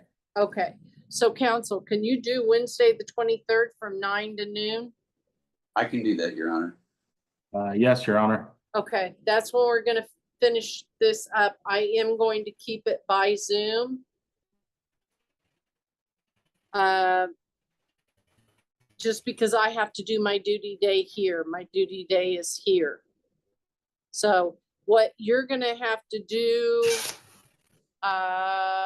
is have him come to your office or do some testing to get, whenever, I don't know if he's in Madison, different places don't have as high-speed internet as others, and I'm not sure what's going on, but let's make sure that everybody can hear everybody and communicate and see everybody, however you need to arrange that.